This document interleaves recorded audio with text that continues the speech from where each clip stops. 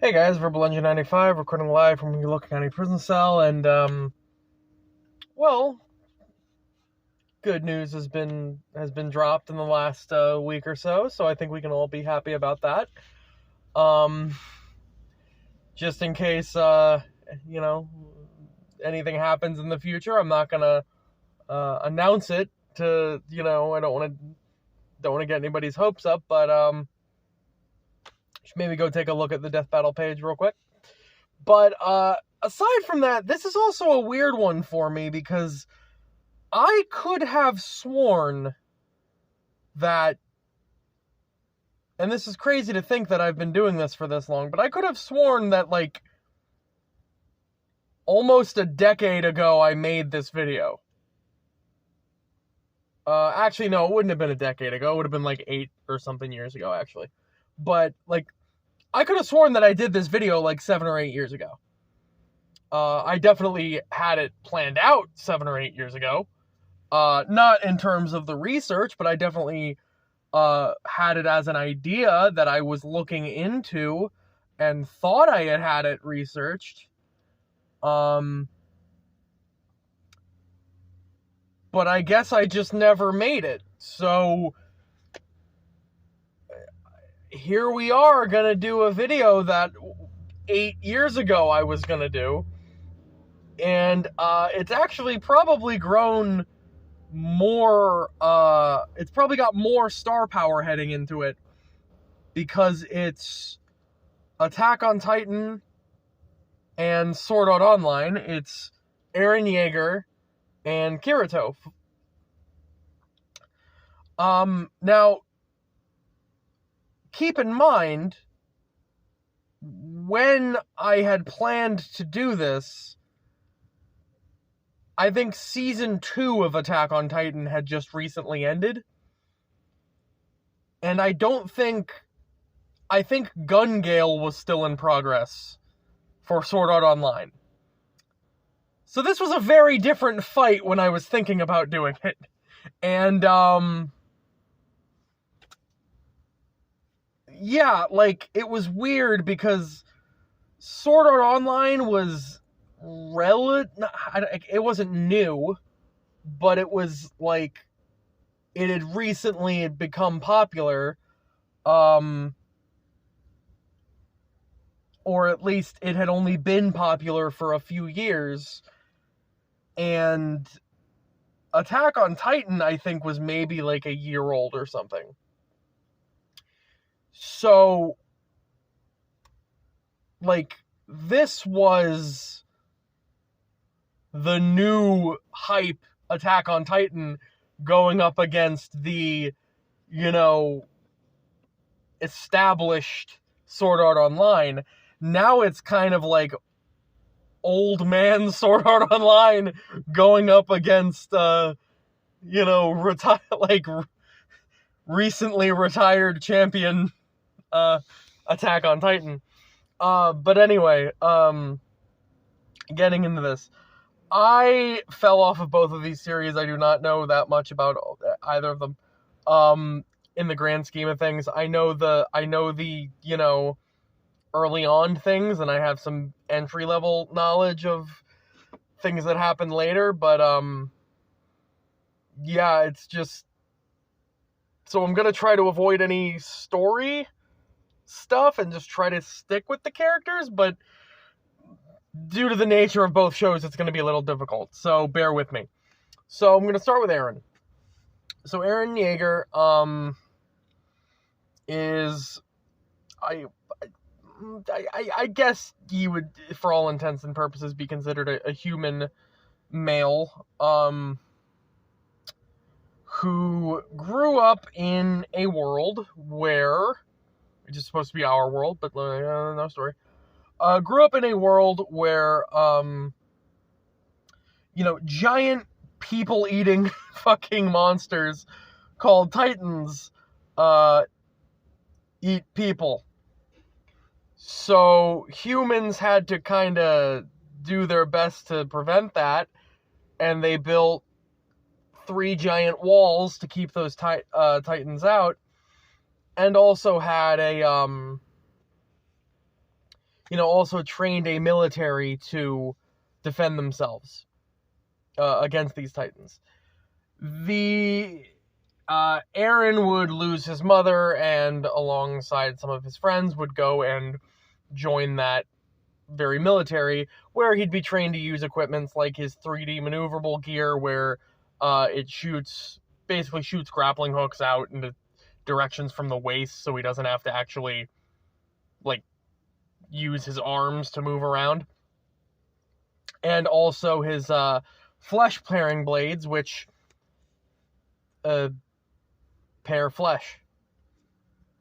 The reason they're flesh-paring blades is the fact that the Titan's weak spot happens to be the nape of the neck, where if you sever it, their body sort of disintegrates. So Eren was part of this military for an amount of time before discovering that he, in fact, was himself, or had the ability to turn into a Titan. This ability first was just, parts of his body, or first he did it unconsciously and not knowing, and then he was able to just accidentally turn parts of his body into Titan parts, and afterwards he was able to intentionally turn himself into a Titan. As a Titan, he not only has, absurd monster strength capable of lifting, 100+ ton boulders, over his head, and, breaking through buildings and, killing other Titans, but he also has the same martial arts experience he has the same combat experience that he has as a human, which makes him especially dangerous, because the Titans, for the most part, in the Attack on Titan universe, are just unthinking, animalistic beings that, don't really offer much in terms of, they just grab and bite. That's about it. There have been Titans that had, augmented abilities, and there were also Titans that, also had martial arts abilities as well. But, yeah, and then later, towards the end of the series, he's able to turn himself into, a super version of his Titan, which is like a fucking Junji Ito painting, where it, it's a giant skeleton, and his head stretches across the entirety of the kingdom and shit. So that's like the giant final boss level of that, of that form. Next, moving on to Kirito, because if I did forget something about Eren, it's probably nothing that minor. Oh, actually, wait, no. His Titan form Titans also have a regeneration factor, I should point out. That is important, because he actually has lost limbs and then regrown them after transforming into a Titan and back. But also, as a Titan, he can regenerate. Unless, of course, the nape of his neck is struck, and when you're a human transformed into a Titan, you actually kind of live inside the Titan. So if the nape of his neck is struck, and he can get pulled out of the Titan. But anyway, moving on to Kirito, because this is gonna be a pain to get through. So the problem with doing Kirito is that Sword Art Online, the series, takes place over the span or inside of multiple different games, and these games, though they're not specifically given to us, possess characteristic differences. They have different mechanics, they have different, they operate under different rules. They are, and this is going to be the crux of the story here, is that, it is a video game where your consciousness is put inside the game to be the player.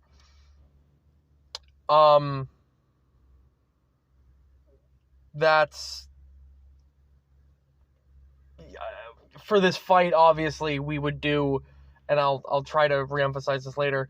For this fight, we would have it probably take place inside a virtual reality world where,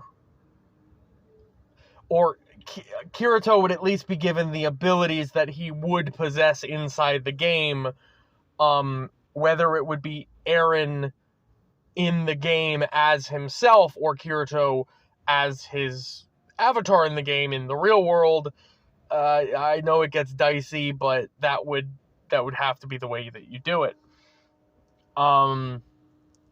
Plus, but then again, even if you follow the rules of the game, or at least the rules of Sword Art Online when it was taken over, if Kirito were to kill an avatar of Erin that possessed the exact abilities of Erin just translated into a game environment, and Kirito killed him, he would, or if either of them killed the other, they would die anyway, because that was the plot of, that was the plot of Sword Art Online, was that when you die in the game, you die in real life. So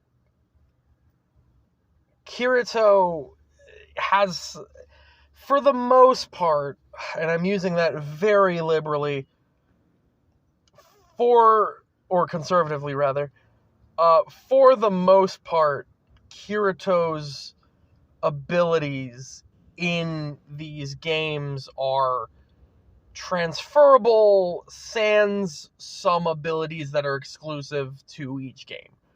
And what I mean by that is Kirito is a swordsman. And not only was he a good enough player that he was able to possess abilities outside of the game's engine in the game, but just out that the game's engine did not account for, right? Like the ability to,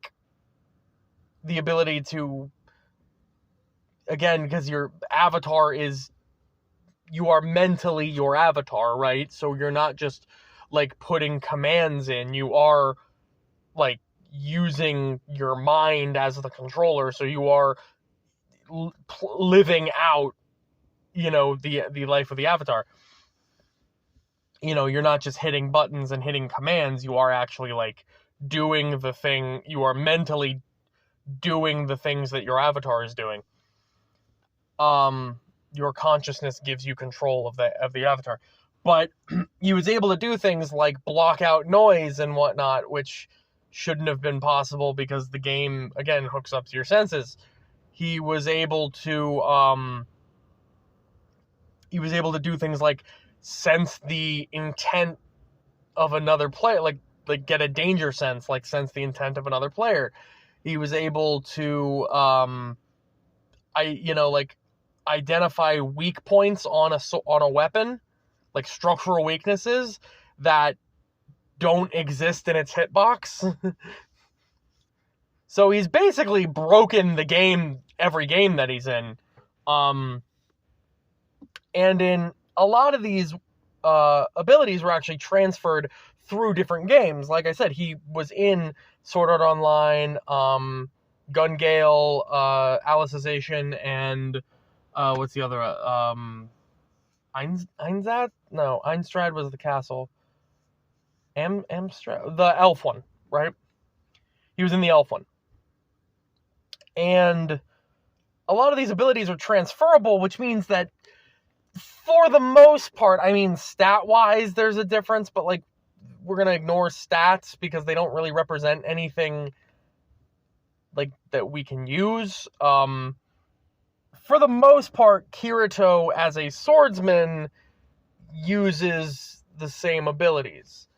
There are some abilities like transformation that he's used in multiple ones. Point is, we're not going to use any individual, or at least I'm not going to. I would think Death Battle would do this. That's how I try to look at this, is how do I think Death Battle would do it? They always tend to fuck things up half the time, but love them though. Love them. Really want them to come back.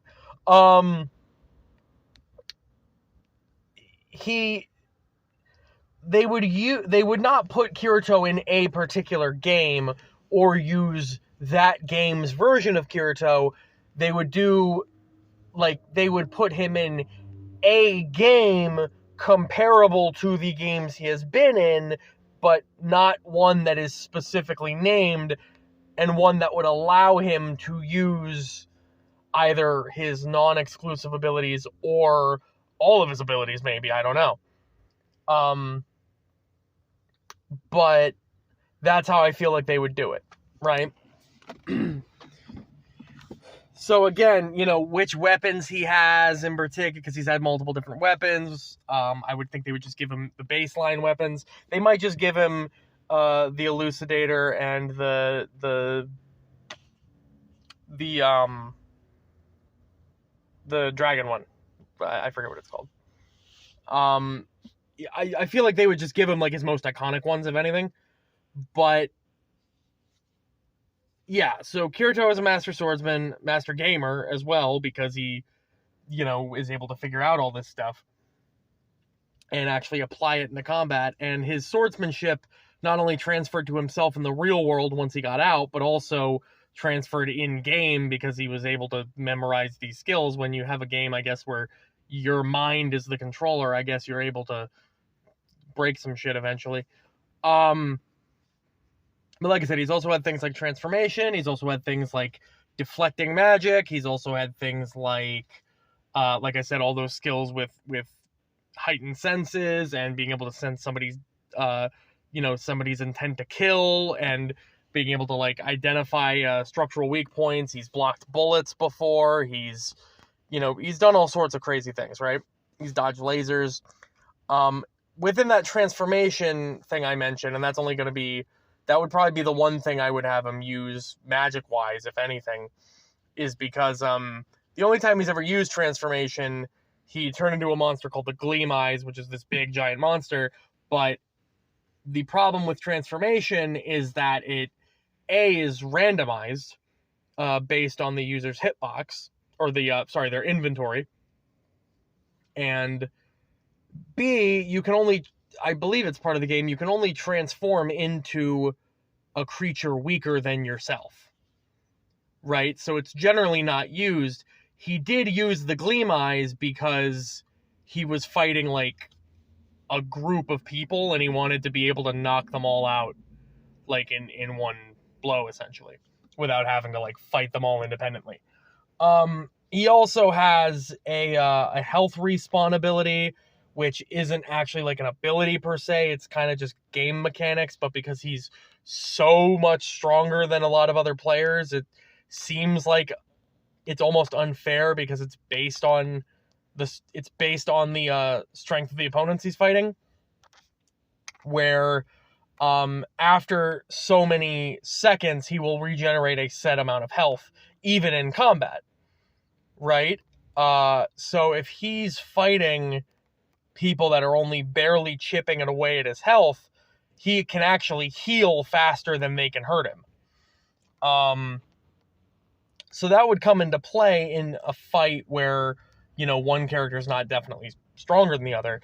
However, this ability is hindered. Like, he will recover less health if the opponent he's fighting is stronger, which is kind of bullshit. But anyway, how do I think this would go? Well, I'm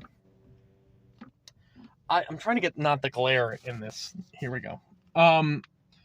I feel like, this is tough to say because this is a weird kind of fight. Because like I said, the virtual reality aspect of it does sort of screw things up. Because how do we put a character from the real world against the character? I mean, I've done that before. But my suggestion is going to be that we will either... is that the fight would take place in an aspect where Erin Jaeger was transferred into this virtual world as himself, quote unquote, and if it has to be explained that he's an avatar with the exact same properties that he has in real life, programmed into the game, and that it follows the rules where if his avatar dies, that he dies, then okay, so be it, right? I do not feel any hesitation saying Kirito would probably fucking execute Erin in their human forms, right? Not only, I mean, yeah, Erin has the 3D maneuverability gear, but like, depending on what abilities they give Kirito or whether, but then again, that's the thing. Death Battle doesn't tend to focus on which individual abilities a character has. If they have like so many, it's usually do their feats as a whole equate to a winning formula. Kirito is capable of movement similar to Erin. Like, his speed is very much up there, and right when you scale him to other things happening in game. But he's also like, in the one arc he could fly for up to 10 minutes, and the other, he has like I said, he has like the advanced senses and things like that. He's fast enough to block bullets and dodge lasers, and it's kind of crazy. So like, I don't think there's much Erin's going to do to him in a full-on fight. However, the extent of this fight is that Erin has the Titan form, and Erin can regenerate, so can Kirito. This is where it gets tricky, because Kirito also has the means to fight this. It would be transformation. If he were transforming into the Gleam Eyes specifically, which we would assume is what he would do, even though it is technically random. It's the only thing we've seen him able to do. So we would assume that would turn into the Gleam Eyes. If he turns into the Gleam Eyes, I think he might, that's a weird shot to have. However, that's a weird, weirder fight of the Gleam Eyes versus Titan Erin. However, the Gleam Eyes does fight with a sword. And even though it has a more bestial body, Kirito is still in control of it. So if he had to, he would still retain his swordsmanship, I would think, like how Erin retains his fighting ability. So really, the fight doesn't change all that much. The primary difference becomes, Kirito has to become weaker as a character. Like, again, stat-wise, he is stronger than the Gleam Eyes, which would put him at, if we're considering scaling, that would put him at, like, fucking, he's superhuman as an individual. If he had to fight with the Gleam Eyes, I think he would, but, like, if that's the case, he could maybe just take on the Titan himself as a regular person. The biggest layup of that is that both these characters have regeneration and healing, but so is the Titan strong enough to actually kill Kirito? And we know Kirito could probably kill the Titan, or at least cut Erin out of the Titan and kill him, but he wouldn't know to do that, except that he has skills that would increase his likelihood of finding that out. Like, again, being able to observe structural weaknesses, being able to increase his senses, being able to, identify the intent to kill and whatnot. Kirito could use this to discover, because Erin is physically inside the Titan, right? So, like, if he can increase his hearing, he might be able to hear Erin inside. You could hear Erin's heartbeat and whatever. You might think that's unrealistic. Kirito was able to hear a sniper bullet shot at him from miles and miles away. Not from the giant gun blast, but from the mechanisms of the sniper rifle. So his enhanced hearing does give him, like, superhuman level hearing. So normally I'd say if he doesn't know Erin's weakness, this fight could drag on forever. If the Titan is strong enough to kill Kirito, then eventually it will win the War of Oppression. However, is it a War of War of Attrition? Sorry. However, I think it is more likely that Kirito will at some point during this fight, because this would be a dragged out fight, it is more likely that Kirito will eventually either coincidentally hit the weak spot, or he will use his abilities to identify the weak spot and hit it. So, TLDR, I think Kirito wins this. That's not me having a favorite between either series, that's just fucking... when you apply, like, trying to apply the game statistics into real feats and everything, Kirito ends up being like fucking Neo. In fact, there was a time where people wanted Kirito versus Neo, but I'm not going to do that fight. Or at least not unless I've done a lot of other fights I don't want to do. Anyway, this is probably my longest video ever, so for Blender 95, see ya.